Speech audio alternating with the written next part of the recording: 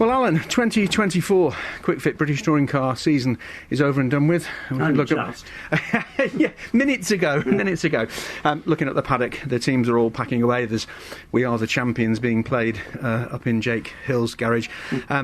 It's been an incredible season for so many reasons. Is there anything that stands out particularly in your mind? Funny enough, I was watching the end of the ITV4 telecast, and they went through some highlights of this year, and you forget all the things that happened this year, all the great races, and so no, I can't think of anything in particular, but there's a lot of it, because it was a really great year, and I think this year will go down in the record books as one of the best. The change in the way the hybrid was deployed has obviously played its part this year. Tyres, obviously, and the qualifying. They've all... You always put things in to try and improve, and there are always people who say, well, I'm not sure about this. But actually, it seems to have worked to some degree. Look, it's a natural human emotion that no one likes change. So every time you introduce something, a lot of the teams or the drivers or the fans will go, I don't know if I like that. But I don't know if there's anything we introduced this year that didn't work. And there's a combination of all those things. The hybrid and the turbo boost was fantastic. It worked really well. The qualifying worked really well. The tyre format worked. So everything on its own was good, but everything together was fantastic. Does that mean you're not going to tinker with things over the winter period? No, of course I am. Because I already know things that I can change. Look, you just once the euphoria of a season finishes, you sit back and you go, what can we change? What can we make even better? There's not a lot broken now, so there's only fairly small tinkerings that you should do. But who knows? We'll just sit back and I don't have the sole franchise on good ideas. Someone will come to me with a great idea, and you go, okay, that works. Well, I think that'll work.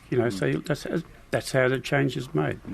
Some notable performances this season, not least of all, and congratulations to Jake Hill for that amazing win in race 3. Tom Ingram kept on his case for the whole period, but also the rise of PMR and what Aaron Taylor-Smith and Mikey Doble have done with what a lot of people thought was a bit of an old girl of a car. Well, it's not.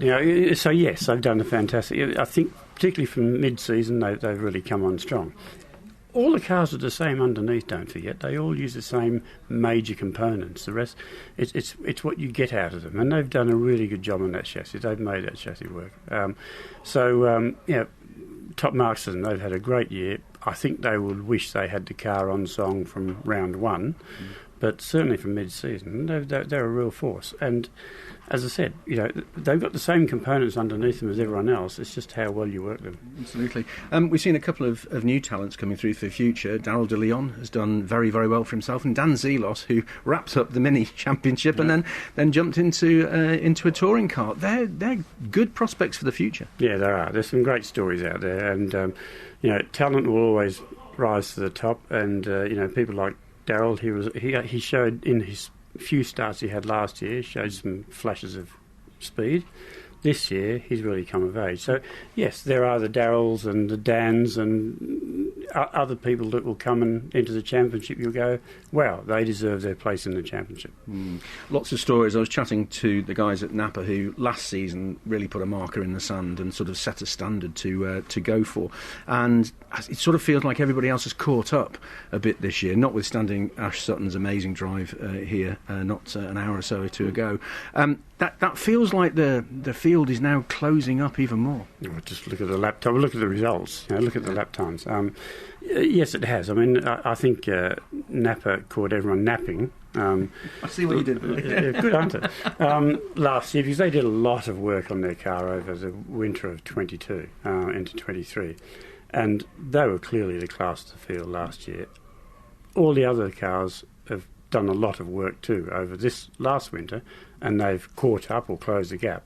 So it's just effort and reward. That's all in motorsport's the same. We should mention Colin Turkington, of course, winning the 3rd Wingfoot Award. I've just been chatting to Dick Bennett, and Colin's been the backbone of that team's efforts for a long time, hasn't he? He's been the backbone of the championship, let alone that team, for a long time. Colin's a 4-time champion. He and Ash are the two winningest drivers of the modern era. So, Colin's a great example of how you can come into this championship at a very young age, and as long as you've got the ability, you'll have a very, very good career and a long career out of this. It feels like it's been one of the wettest seasons we've had for a while. But I think even away from motorsport, it feels like one of the wettest years we've had for a long time. I am sick of the wet.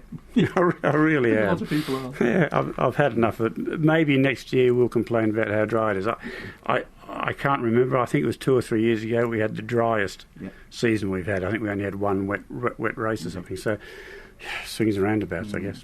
That hasn't deterred the incredibly enthusiastic and knowledgeable and passionate crowds that come to watch British Story Cars and the whole package, has it? I mean, I don't know what the numbers are, but I guess that they're pretty healthy. Oh, you only had to open your eyes around here and look at the size of the crowd today. And they hung on too, A lot of people left when the weather was starting to get a bit worse, but the majority of the crowd hung on. The crowd numbers have been fantastic.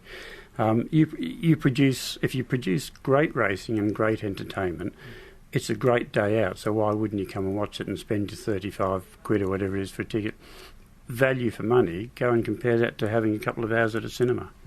Absolutely, good point. And of course the ITV coverage has taken the whole package to an increasingly enthusiastic audience. Yeah, and it's not only ITV, obviously the bedrock of all the broadcasting we do, but it's not only that. You've got live streaming on ITVX, you've got live the highlights on ITV4 and ITV1. You can watch all the catch-up on ITV. You can watch this championship anyway. So if you don't watch it live, you haven't got an opportunity to not see it. I remember you saying to me once, when I've asked you, what you've enjoyed the most or what you thought of a particular race, and you said, I don't know, I didn't see it. You do the catch-up and watch it all. Is that the next couple of weeks for you, watching back on the season and assessing what you missed? No. I'll next week I'll watch these races today, but I don't sit back and just go through the whole season. No, after each event I'll watch it during the week and have a look at it. But no, I won't sort of sit over the whole season and watch it. I'm not that sad. And can you give us any indication of things that might be coming up for the new year? A holiday. Yeah, so I'm looking forward to that. And end of December we'll go down to Australia for a holiday, but other than that, next year's season will unfold. Yeah, but looking for a good full grid again, because there wasn't much talk. I mean, we spoke at sort of halfway through the season, didn't we, about the grid and whatever, how many teams there were and how many drivers there were. I mean, is that's something you've been thinking about? Well, I put out I put a statement out some weeks ago saying that I would cap the grid at 24 cars. I'm pretty confident we'll have 24 cars. And just finally, we spoke not that long ago about the whole sustainability issue. That's going to increase in importance for the championship, isn't it? Yeah, it's the world around us. Every year we all have to become a little bit more sustainable, whether you like it or not, whether it's forced upon you or whether you do it by choice. And we're the same as a championship. I'd rather be on the front foot and take positive action on sustainability than have some government department tell us what we have to do. Absolutely. It's been a great season, Alan. Many thanks. Enjoy your holiday. Thank you, Steve. I certainly will. Thank you.